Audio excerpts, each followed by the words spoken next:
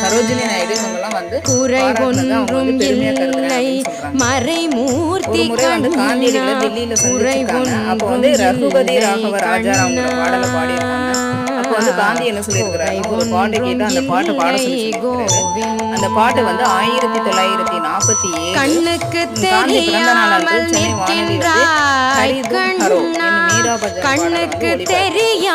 வந்து அவங்க 1954 அவங்களுக்கு கிடைத்த விருது வந்து தாமரை அணி விருது. அந்த விருதை வாங்கிய போது வந்து ஹெலன் கெல்லர் வந்து அவங்களை வந்து தடவி பார்த்திருக்காங்க. வேண்டியதை தந்திட வெங்கடேசன் என்றிருக்க வேண்டியது வேறில்லை மறைமூர்த்தி கண்ணாமணி வண்ணா மலையப்பா கோவிந்தா கோவிந்தா கோவிந்தா 1974 மகசேசே விருது வந்து வாங்கியிருக்காங்க. இந்த விருதை வாங்கிய முதல் இசைக்கலைஞர் இவங்க தான்.